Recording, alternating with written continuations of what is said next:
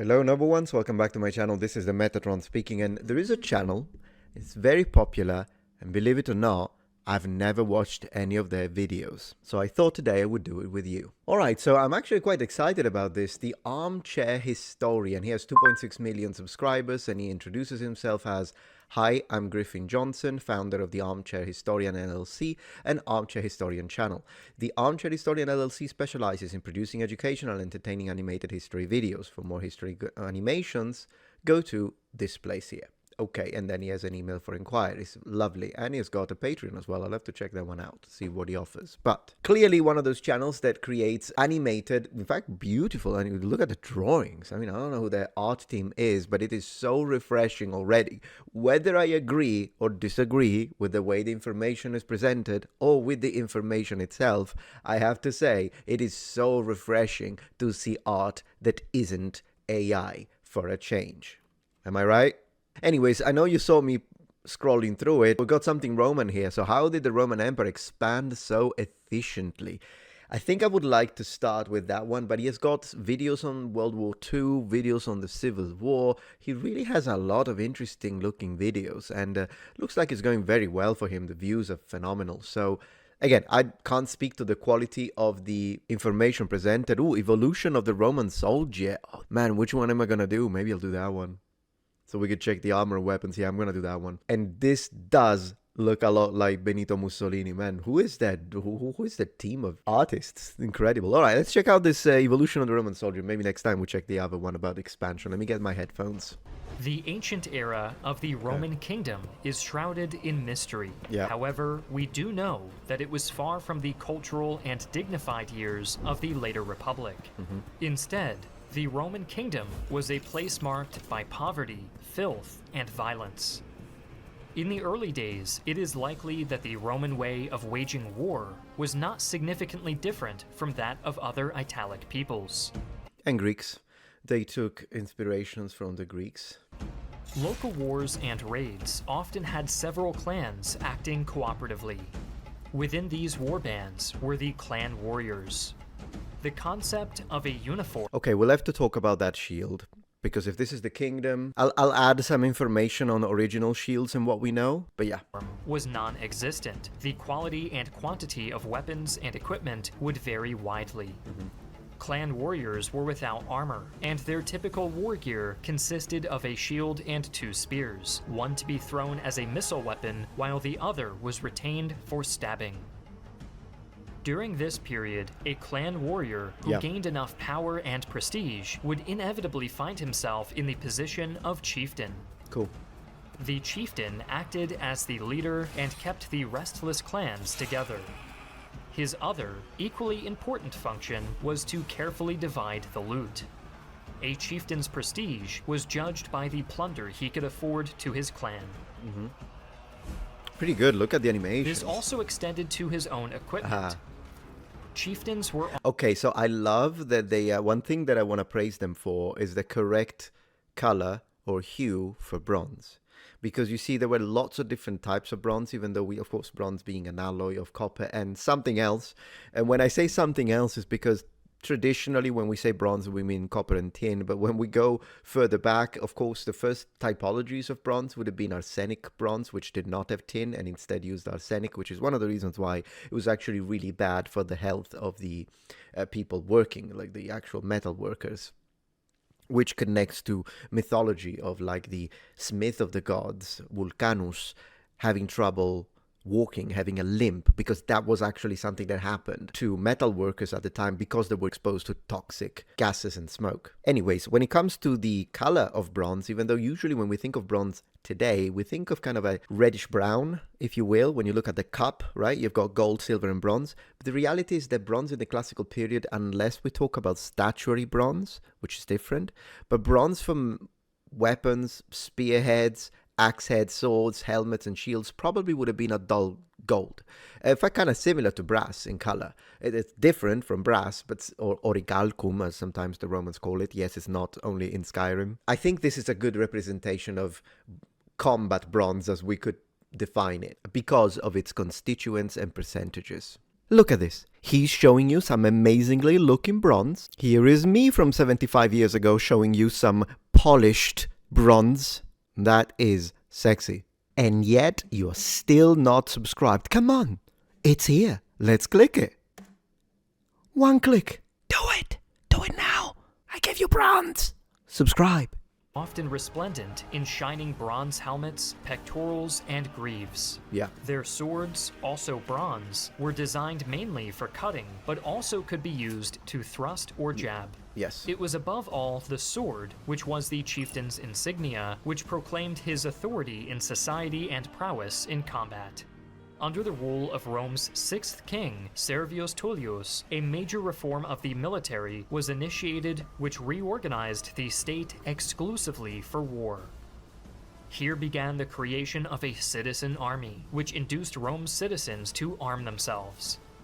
A census of all adult male citizens recorded the value of their property and divided them accordingly into 5 economic classes. Very well explained. A citizen's economic class determined the level of their military contribution. The Romans also adopted more Greek equipment to augment their gear, complementing the new professional standards of the new citizen army. Hey, pretty good. First 2 minutes and 50 seconds, I like them. So you know when he mentioned that the bronze was shiny? That's exactly from the sources. That's what they tell us. And in fact, even in Greek sources, we're often told about how helmets glitter in the sun. First-class citizen soldiers, the wealthiest, fought with the complete armored set typical of a hoplite. A helmet, 2-piece corselet, and greaves, all of bronze. They also carried the klipeos, a bowl-shaped shield. Cool. In this new style of spear and shield warfare, the weapon of wealthy citizens was the long thrusting spear. First-class citizen soldiers also carried a sword, but in contrast to prior clan leaders, the sword was now very much a secondary weapon. Men of the second class were equipped similarly to those of the first, but were not expected to provide a full breastplate. They also did not use the round klipeos shield, and were instead equipped with the oblong scutum shield, which was cheaper and offered better protection. I appreciate that they are showing that the first iterations have the wooden spina. This is what this is called, the spine in Latin. And yes, it was indeed wooden rather than metal. The metal one is a later iteration. To the torso and legs. Furthermore, with the scutum, a soldier could be both defensive and offensive, parrying but also punching with its metallic boss plate. I'm sorry. Well, in this case, it's not metallic, though, as they are representing on this. But yeah, I mean, it's fine. I'm being pedantic. Let me hear how he said scutum. Furthermore, with the scutum, a soldier... That's actually pretty good, because he's fully nasalizing the M, as it should be in classical. And in fact, this is a mistake that even fellow Italians make.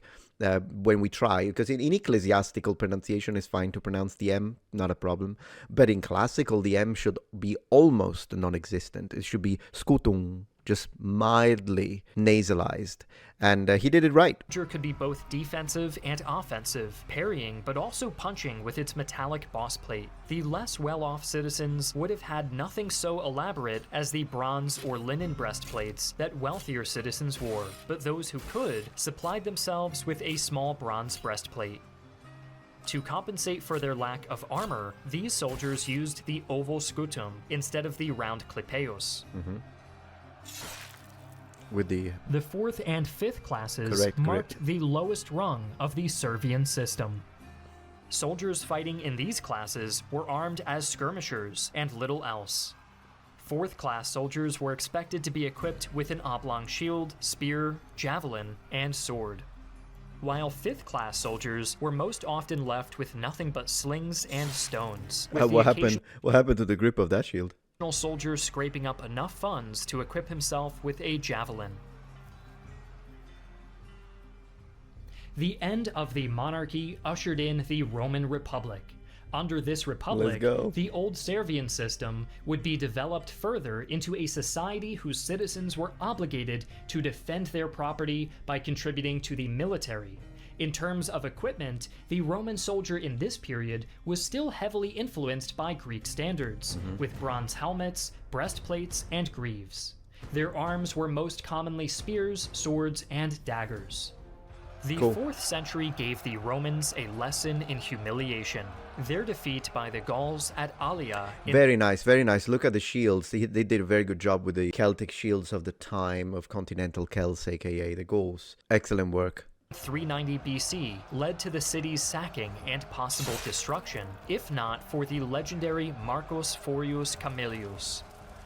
Later defeats to the Samnites forced Rome to rethink their strategy.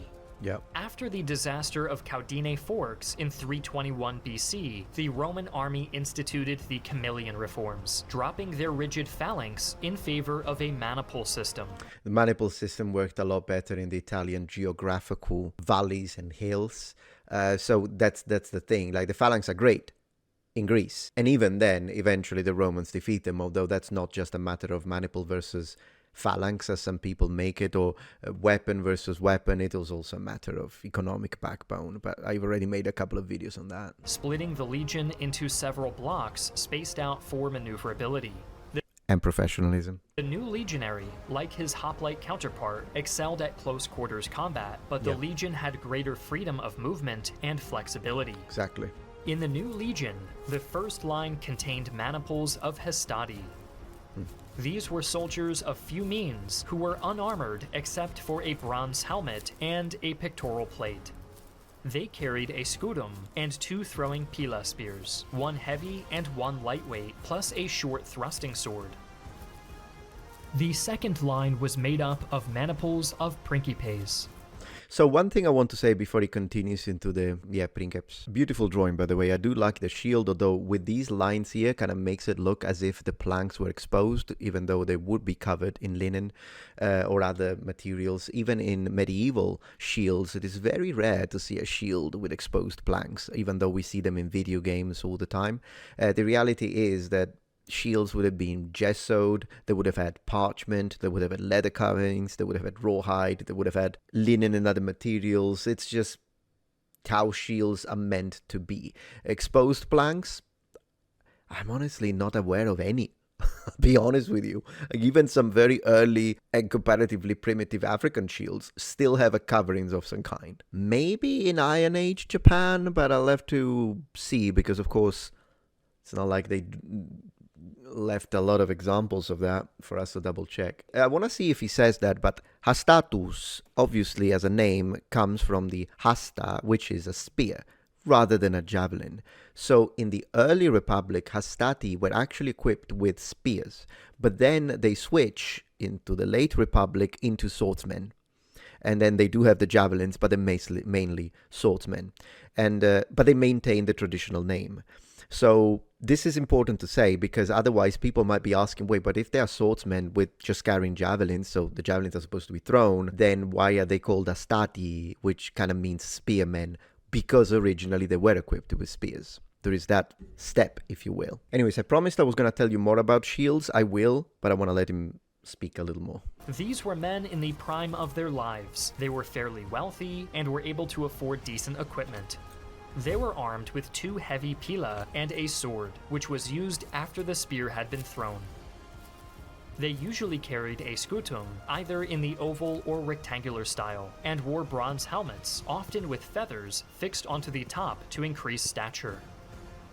Principes wore heavy armor, most commonly chainmail, which offered good protection without hindering movement. Okay, so a couple of things. Note, interesting that he switched to ecclesiastical pronunciation and called them principes. It doesn't offend me. I mean, some people get really mad at it. I mean, they're both correct. It's just that, they wouldn't have said principes because it's too modern as a pronunciation, if you will. But it is the Italianate pronunciation, and being Italian, it really does not offend me. I don't know what to tell you, I think. Anyways, so the Montefortino helmet is represented very well. I love that. I'm not a huge fan of the term chainmail. I prefer to call it either just a mail shirt or to just use the Latin term. So either we use the modern Latin term, lorica hamata, from hamus, which is the ring, but the Romans didn't call it that, or we use the period term. They either just called it armor, or sometimes they refer to it as gallica, because they copied it from Celtic prototypes and then improved upon it. Regardless of the nomenclature, a bit pedantic, I guess. The sword that he is wielding is clearly a gladius. But in the Republic, the Romans did not use gladii all the way until they started facing the Carthaginians in combat against Hannibal. It was Hannibal who first started using the gladii, for instance, the gladius hispaniensi from Spain, which was under Carthaginian dominance. So people from the Iberian Peninsula invented the sword. The Carthaginians used it. The Romans were not using it. But after they clashed, and then the Romans do take control of Spain, and they take maybe if I remember right, something like hundreds of ironsmiths from that area, then they say, hey, we do like these swords. And it's towards the end of the Punic War that the latter part of this Punic War that the Romans start implementing the gladius. So initially, there will be no gladii in the hands of the Romans. They would use other types of swords. I might show you some examples here, just not the gladius. So this is definitely very late Republican gear that he's showing here, just for precision. The third line was made up of the oldest and most mature men, consisting of maniples of Triarii.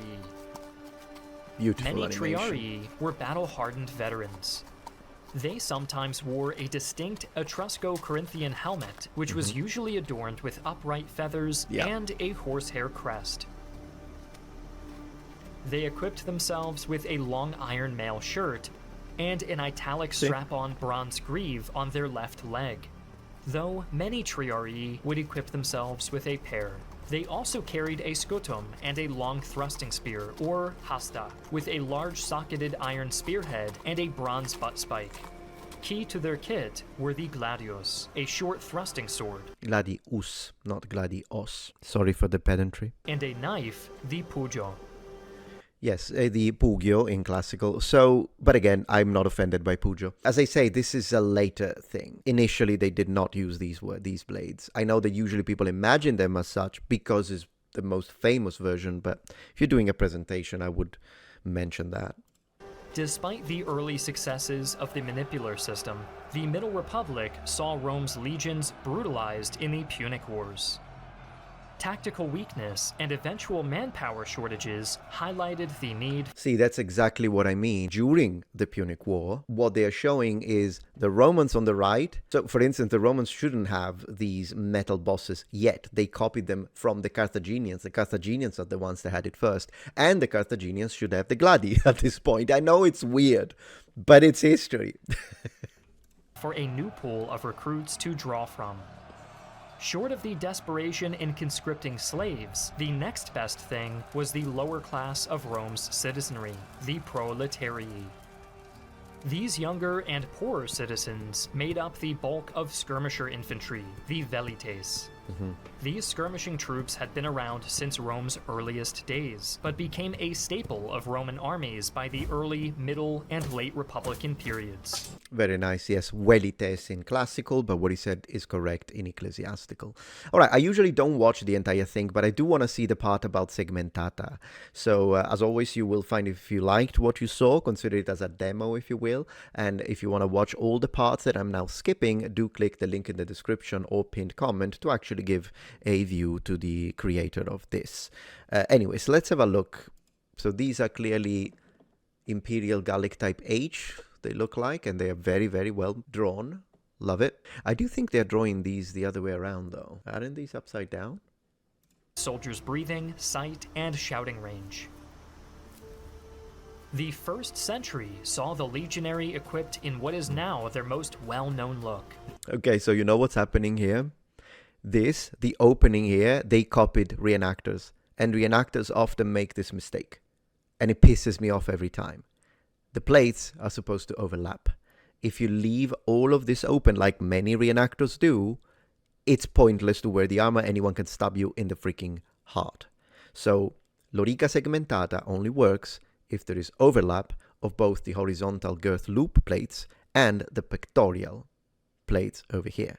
And even here. So this is clearly, they drew a reenactor that didn't care about fastening this correctly. This is incorrectly, and you would have been punished if you did this, by the way, in ancient Rome. This included the adoption of segmented plate armor made of circular bands of metal fastened to internal leather straps. Yes. Known today as lorica segmentata, this armor was virtually impenetrable to ancient weapons. Very good pronunciation. Lorica, so both O and E are long according to phonemic vowel length, so he did it very well. Usually when I hear Anglophones say it, no, there is not that anyone should know Latin, but I'm just saying, I'm praising him, so let me do that.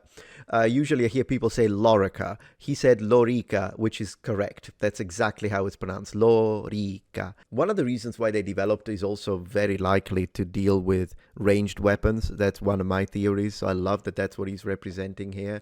The way this has been fastened is once again the way reenactors do it. Me included sometimes because I'm lazy, but it's very likely that it would be more appropriate to fasten each individually rather than in a shoelace fashion. In addition, the legionary scutum had evolved from the oblong ovals of the Republican era into a smaller, more lighter rectangular shield. Underneath the armor, soldiers wore a short-sleeved, knee-length tunic. In cold weather, long-sleeved tunics, trousers, socks, and laced boots were commonly worn.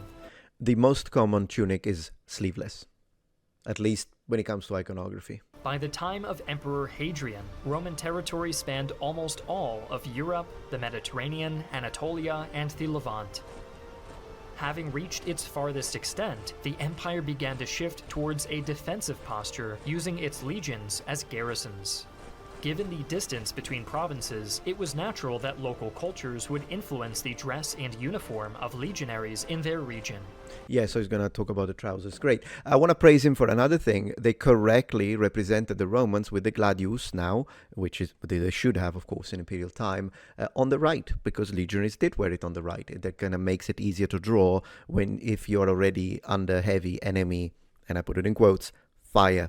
So because you don't have to move away the shield. Instead, if you're in a formation and then your sword needs to be drawn from the left, it could be a problem if you have the shield in front of you and it might get in the way. So usually legionaries do wear the shield on the right, the only exception being officers as far as we know. I'm not going to watch the rest, but very good video. Do go check it out.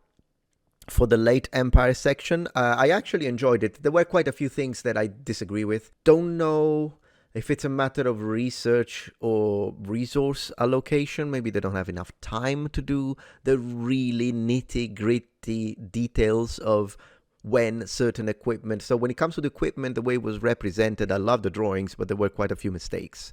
But these are the typical mistakes of those who don't go as deep as a maniac would when it comes to ancient Rome. More than happy to help, by the way, for free. And you don't even need to mention me, Armchair Historian, because I do like your work up to this point. I love your animations. I love the way you pronounce things. I love everything about it. The historical information was well researched. If at any point you're like, hey, can you give me the sources for what you said about this, this, and that? More than happy. And with that being said, thank you very much for watching, Noble Ones. I'll see you tomorrow. Bye. If you appreciate my content so far and wish to help ensure my ability to continue to tell it how it is, regardless of any possible backlash, please support this channel on Patreon. Any support helps me and my team of academics keep the channel strong and gives us the means to fight back against the political rewriting of history. Stand with us, form the wall, defend the truth.